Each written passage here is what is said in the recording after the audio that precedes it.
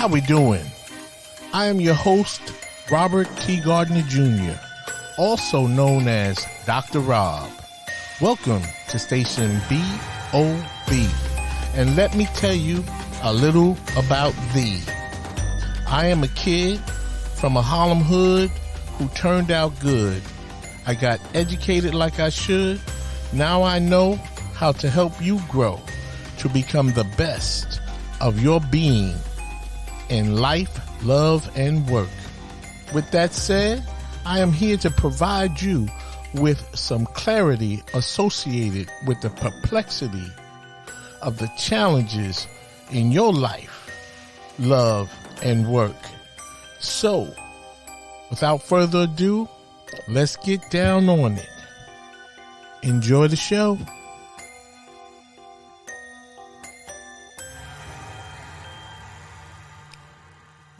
Yes. How we doing?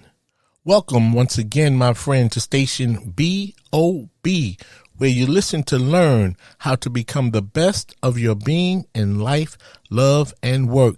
I'm your host, Dr. Rob, and today we're going to discuss another one of my top topics.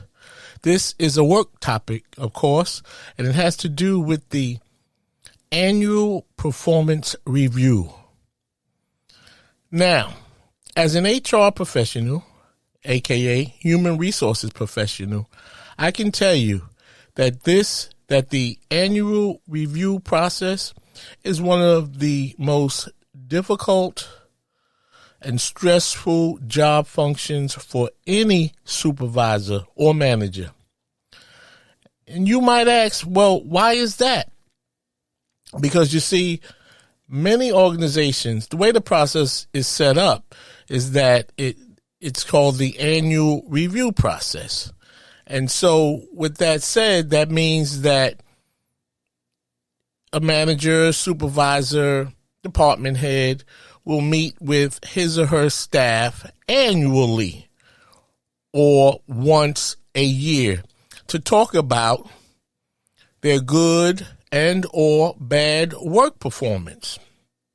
And so since many of us, since many organizations let a whole year pass before they tell an employee about how good or how bad their work performance is, on the day that actual annual review is scheduled, that makes it very stressful for the individual manager or supervisor who is now faced with the challenge that they have to talk to one of their employees about his or her subpar work performance.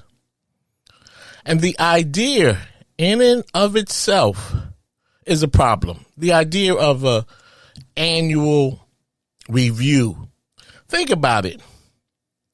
You wait a whole year to tell somebody that they are not performing well on their job or in their job.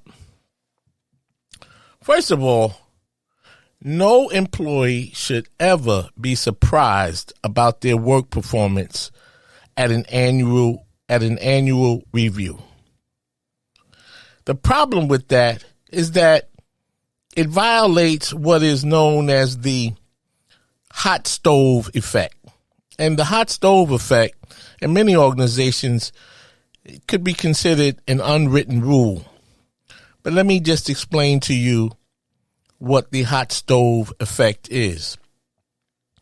It means that when a person does something wrong, makes a mistake, you let them know at the time that the mistake happens. You don't wait a week, 2 weeks, 3 weeks later to tell one of your employees that he or she made a crucial mistake on a report or a presentation or something to that effect. So hot stove means you deal with the issue while it's hot. Because if you wait a week or two, then the employee will have no idea what you're talking about. In other words,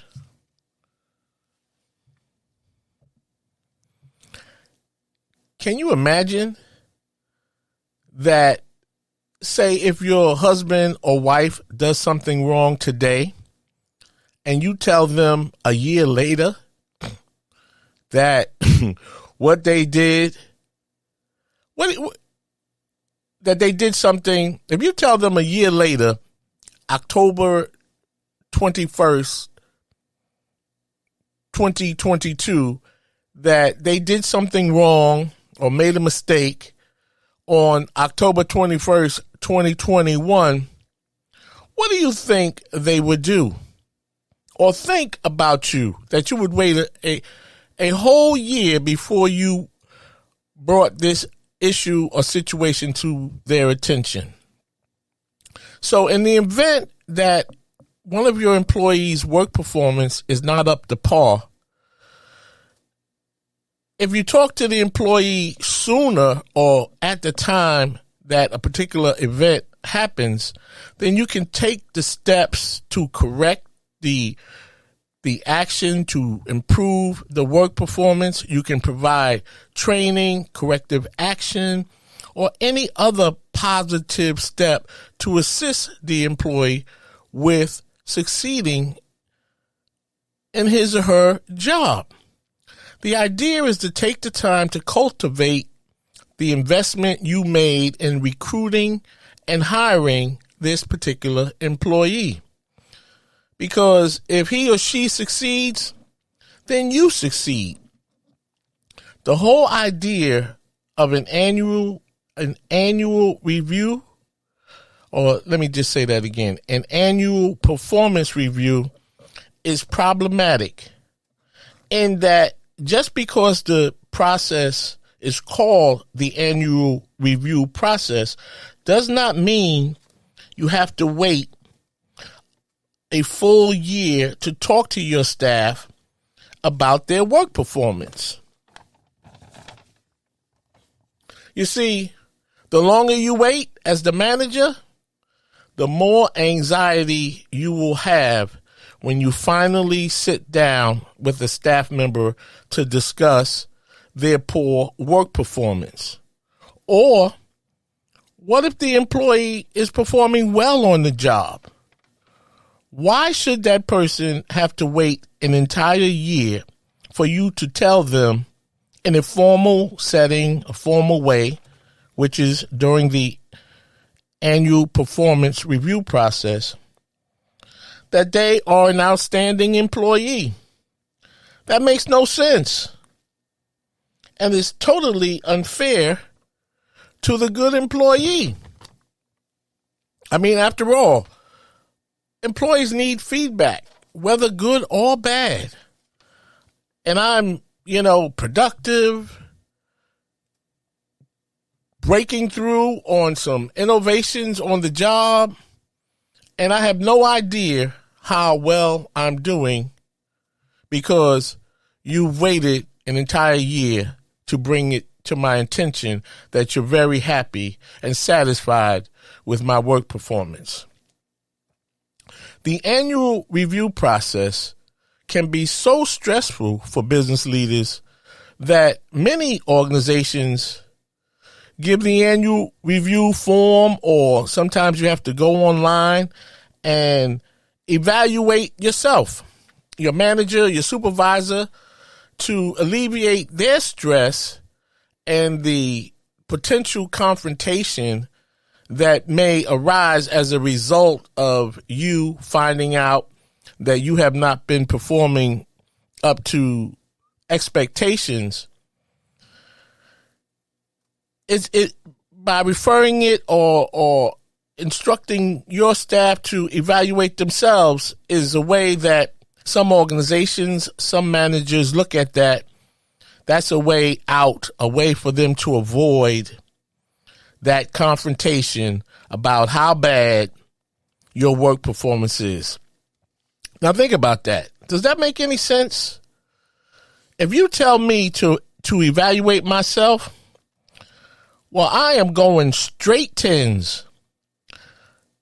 I'm checking off all the boxes with the highest ratings for my evaluation, even in areas where I may not have performed well. Now, does that sound like a good idea that your manager, your supervisor recommends or directs you to evaluate yourself? Or how about this?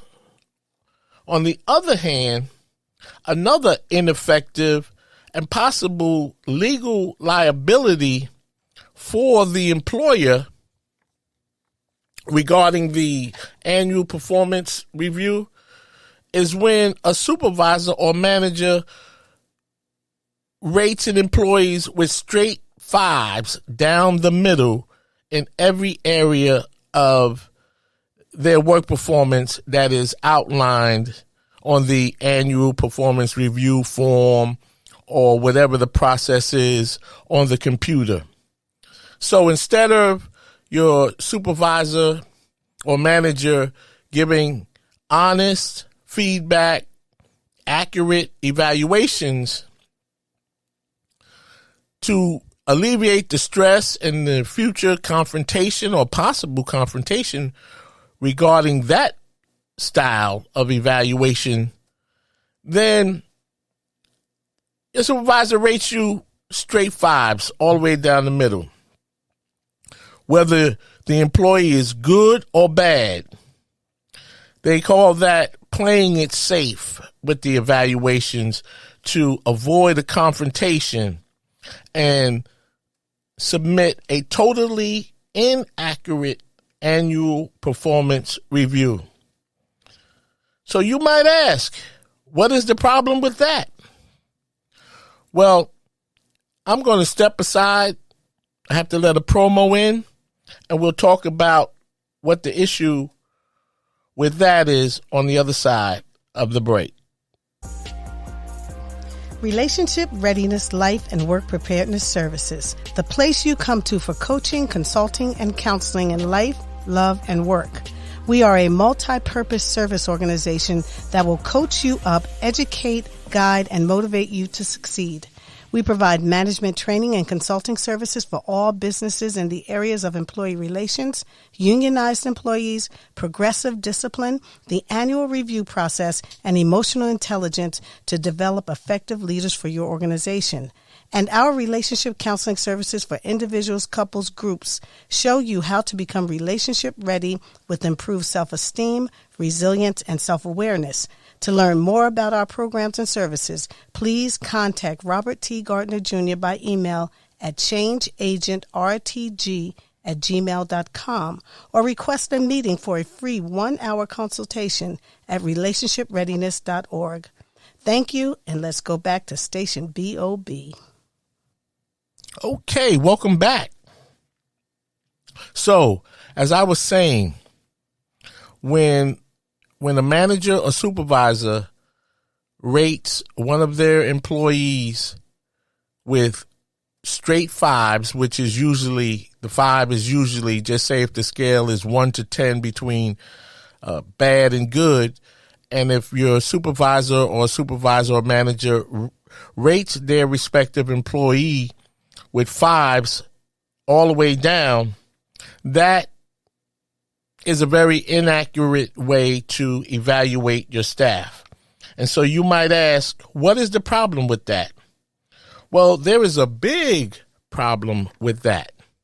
And that problem can have a significant legal liability against the organization. For instance, let's say this particular employee who received an evaluation with ratings of 5 straight down the middle. However, the employee has a bad disciplinary record, like they've received warnings, they've been counseled and warned about their poor attendance or excessive absenteeism. They have previously been written up for having a bad attitude and or poor work performance. And then you terminate that employee. Then that employee decides that they're going to sue the organization, and they're going to sue you personally.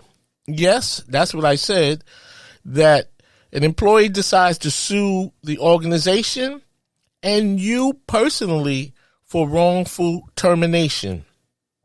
And so you think, okay, well, the organization is in a good position because, this person had poor attendance, bad attitude, and they have been also written up for poor work performance.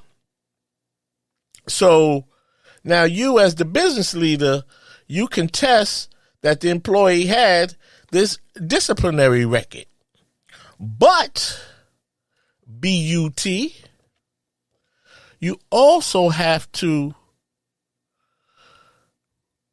remember that you have these old annual performance reviews, which the fired or terminated employee also has copies of, in which he or she was allowed to either rate their own work performance or you rated that person with 5s all the way up and down the annual performance review form or format.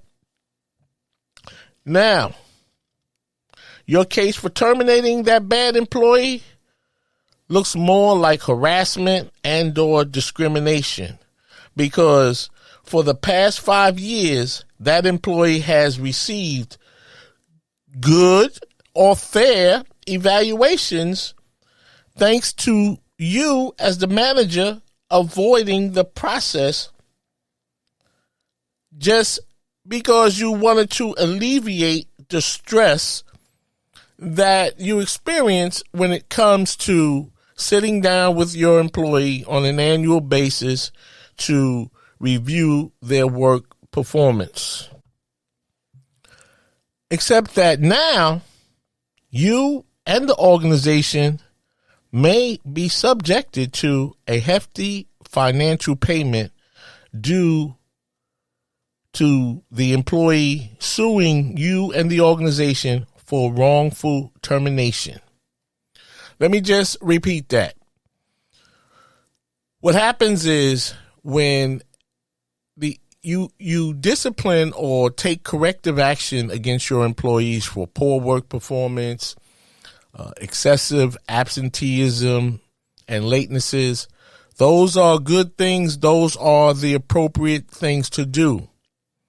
However, when you either allow the employee to evaluate him or herself, and they may tend to overrate their poor work performance, whether or not they do that, you still are subjected to the employee's interpretation and evaluation of their own work performance.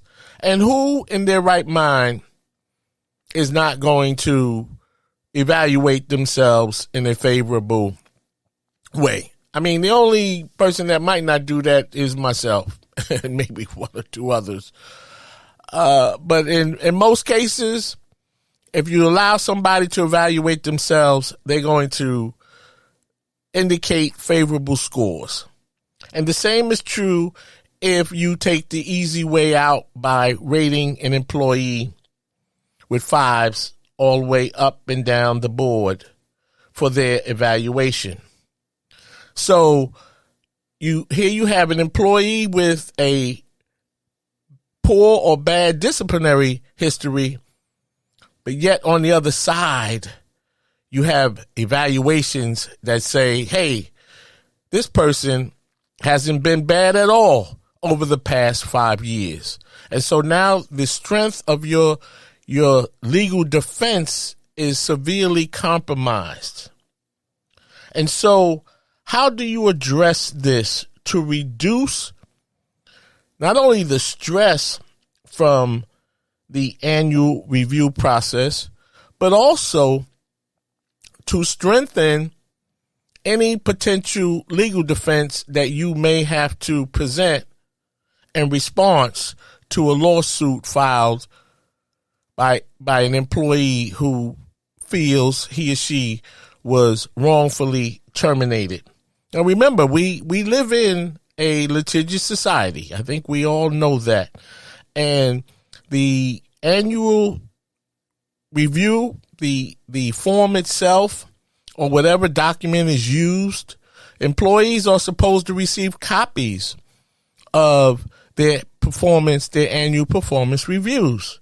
And so these copies now become either damning or compelling evidence to support the employee's complaint. To support the employee's claim that he or she performed well on the job. So keep in mind, just because the process is called an annual review, it does not mean that you have to wait a year to review an employee's work performance. And if you want to reduce the stress from the process, you can take the annual performance review process and manage it more effectively. I'm going to step aside for another promo, and we'll talk about how to do that on the other side of the break. Have you read any good books lately? Your host, Robert T. Gardner Jr., also known as Dr. Rob, is the author of 3 great books. In his first book, The Choices We Make, Robert takes a look at relationships to help readers learn how to have a good relationship with themselves before they can have good relationships with others. In his second book, Access Denied, Robert brings an eye-opening perspective about what happens to children and fathers when their relationships with the mothers of their children end on bad terms. Robert explores what he calls child porn, when a parent, usually the mother, uses a child as a weapon to hurt the other parent. Robert provides a let-go lab in his book to help parents find positive ways to resolve their issues in the best interest of their children. Light Up Your Life is Robert's latest book. Robert writes about the fact that we are all born with a special God-given talent. Even though we are all born with a special talent, most of us miss our true calling. In this book, you will learn how to find your special talent and light up your life so that you can become the person you were born to be and live a more fulfilled, purpose-driven life. Books are available at barnesandnobles.com, amazon.com, and Robert's website, relationshipreadiness.org. Thank you, and back to the show. Okay, welcome back. It's important to get a promo in, and hopefully you guys will run out and take a look at some of my books, The Choices We Make, Access Denied, and Light Up Your Life. And so let me just check with my audience to see if you think that this is a top topic, the annual performance review. Let me know about it.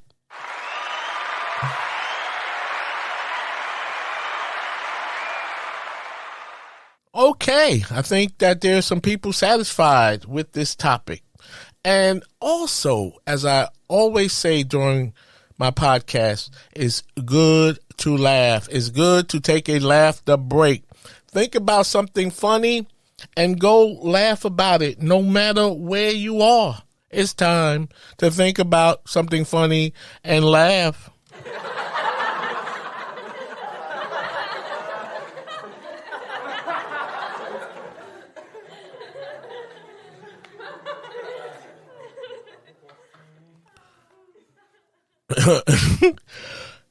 I think it's funny just listening to the laughter. So, as I was saying before we step aside for the promo, is that you can take the annual performance review process and manage it more effectively. And based on the discussion in terms of the stress, the anxiety that one may feel as a manager, supervisor, in preparing to go sit down with one of your employees and talk to them about the problems, the issues with their work performance, I think that would be tough for anybody. And then when the employee finds out for the first time, because nobody has said anything to him or her about the status of their work performance, then when that employee flips their lid and then becomes confrontational and wants to argue, then the relationship between the manager and the employee now has been compromised to the extent that now the employee is angry or upset. And now the manager is trying to explain his or her way out of, the situation regarding this poor work performance that has now been brought to the attention of the employee after a whole year. I'm coming to work, or that person is coming to work every day, and nobody has said anything to them in regard to their work performance. So that could be it's very understandable that that's a very stressful scenario, one that can be filled with anxiety, first starting with the person who would be presenting the annual performance review, but then the anxiety, the anger, the energy is now transferred to the employee because now he or she is shocked by their low ratings. Let me tell you, I once had, this was a long time ago, but a young lady who was a secretary, she was my support person. But my supervisor evaluated her. And this job we worked on, I mean, it was a very busy and hectic job. And so I really needed her because we worked together, and to be honest with you, it was so much work, so many details in all of the work. I needed her because if she wasn't available, then that work also fell on me as well. And so my boss at the time, he evaluated my administrative person, and he rated her with 2s. He gave her 2s across the board. I'm sure there may have been, maybe some 3s and 4s. But I remember when after she quit the job, that she brought to my attention how poorly she had been rated on her annual performance review. And so my boss never shared with me that he was going to rate her poorly on her evaluation. And so I'll never forget. I went out to lunch. I came back, and one of the other employees said to me, "Robert, Natalie, she quit the job." So I'm like, "What? Natalie quit the job? Like, what happened?" She said she doesn't have to take this crap, and she doesn't like her evaluation, and she packed her stuff, got her coat, and left, and said she's never coming back. Well, I have to tell you, I was taken aback by that because I needed Natalie. I needed her because it was so much work on that job.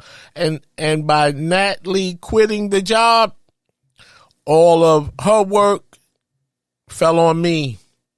And so I remember I called her that evening, and she said, "Robert,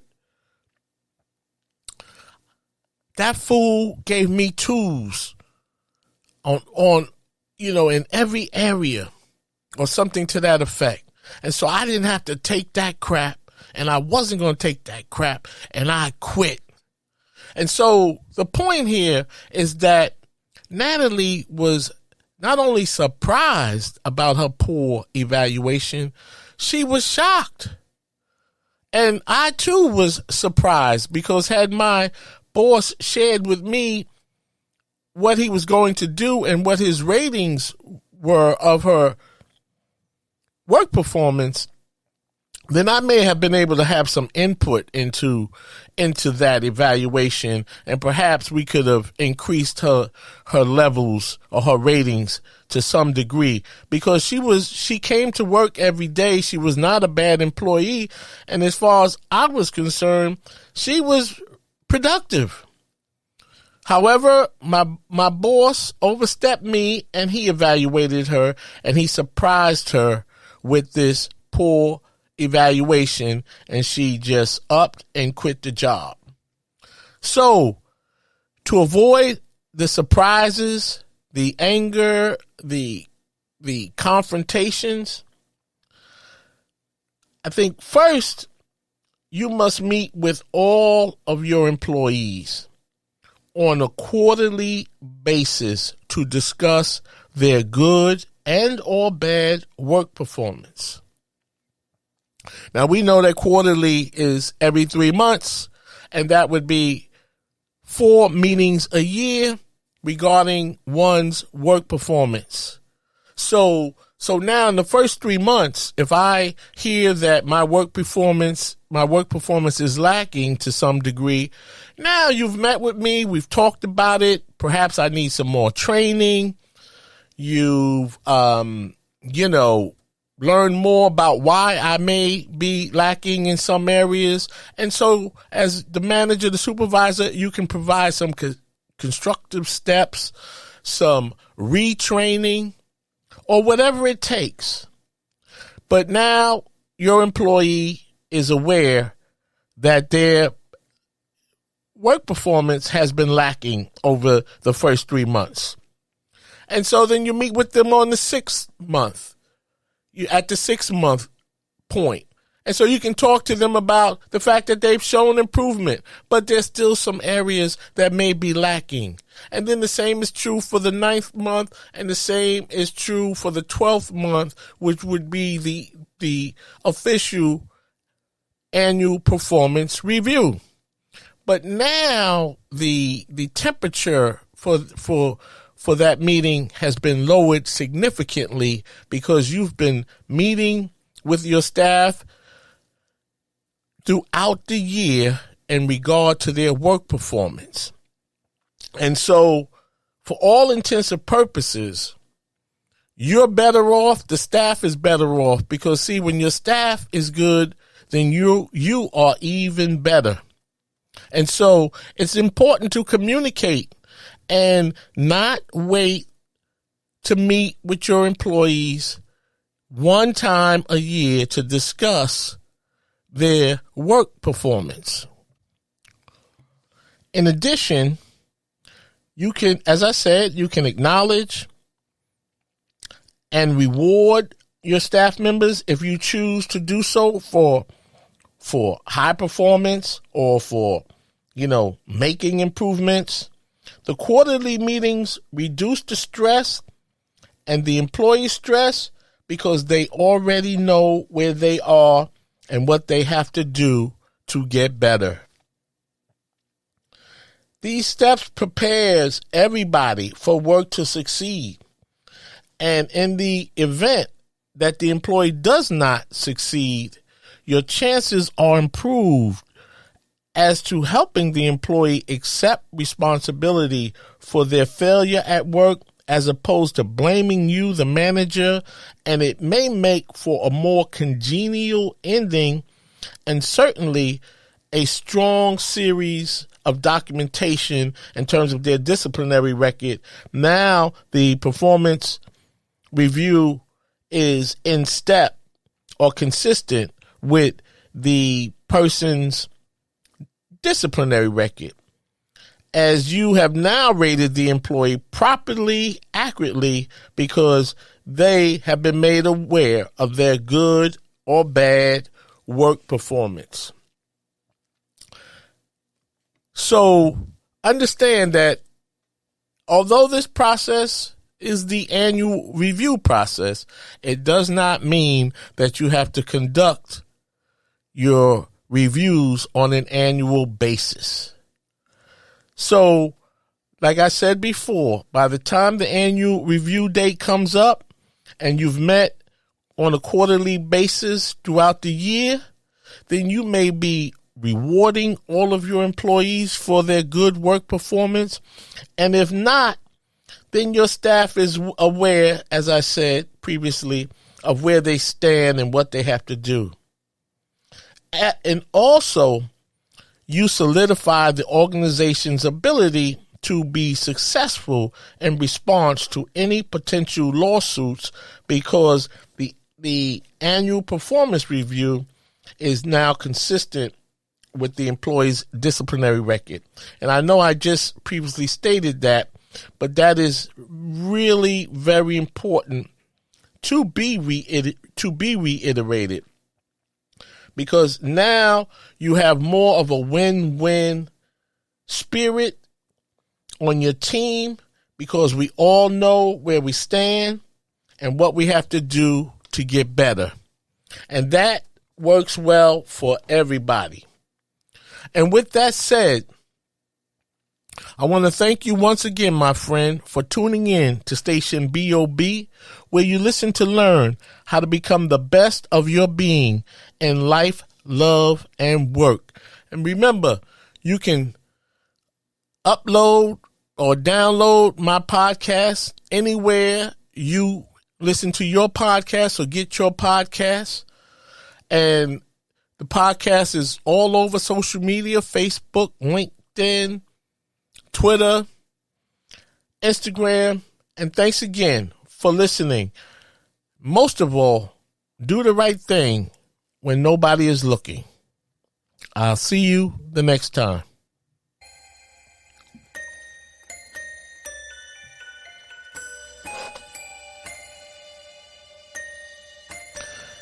As we wrap up this show, I hope this topic helped you to grow.